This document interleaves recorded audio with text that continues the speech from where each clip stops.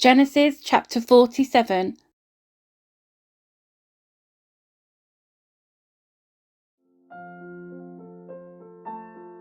Then Joseph went to see Pharaoh and told him, "My father and my brothers have arrived from the land of Canaan.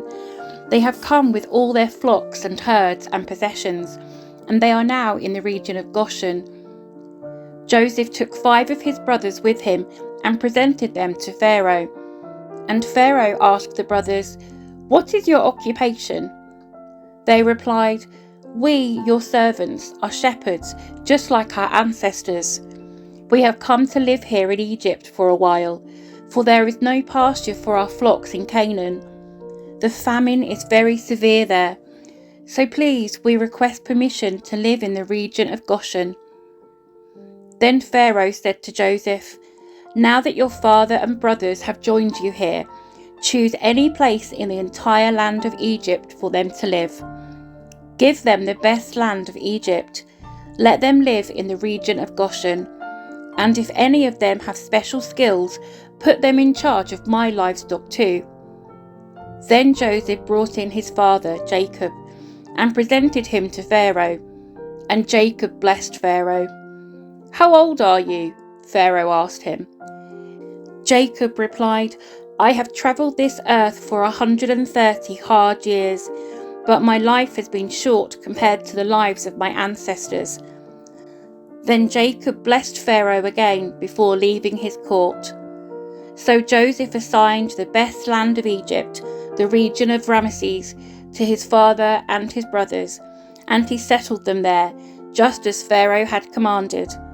And Joseph provided food for his father and his brothers in amounts appropriate to the number of their dependents, including the smallest children.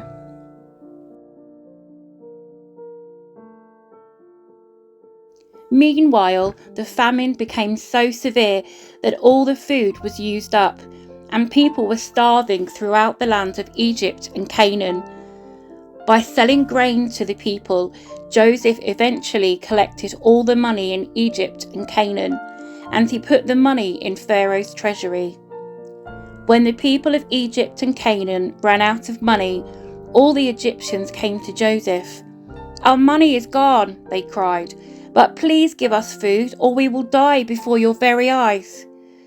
Joseph replied, "Since your money is gone, bring me your livestock. I will give you food in exchange for your livestock." So they brought their livestock to Joseph in exchange for food. In exchange for their horses, flocks of sheep and goats, herds of cattle and donkeys, Joseph provided them with food for another year. But that year ended, and the next year they came again and said, "We cannot hide the truth from you, my lord. Our money is gone, and all our livestock and cattle are yours. We have nothing left to give but our bodies and our land. Why should we die before your very eyes? Buy us and our land in exchange for food. We offer our land and ourselves as slaves for Pharaoh. Just give us grain so we may live and not die, and so the land does not become empty and desolate." So Joseph bought all the land of Egypt for Pharaoh. All the Egyptians sold him their fields because the famine was so severe, and soon all the land belonged to Pharaoh. As for the people, he made them all slaves from one end of Egypt to the other. The only land he did not buy was the land belonging to the priests.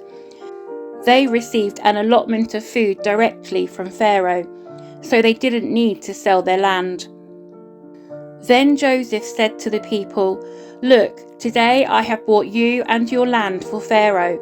I will provide you with seed so you can plant the fields. Then when you harvest it, 1/5 of your crop will belong to Pharaoh.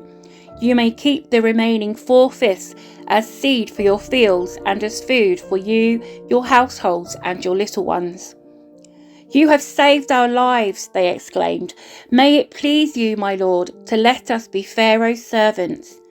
Joseph then issued a decree, still in effect in the land of Egypt, that Pharaoh should receive 1/5 of all the crops grown on his land.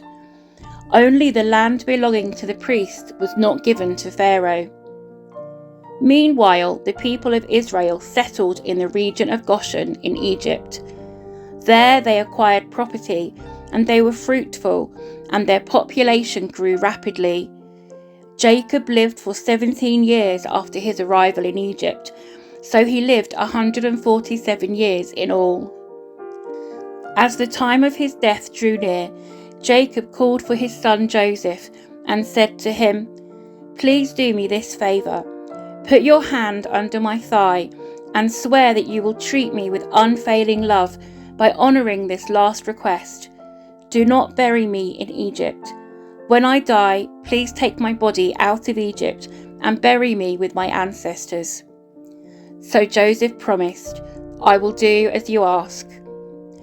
"Swear that you will do it," Jacob insisted. So Joseph gave his oath, and Jacob bowed humbly at the head of his bed.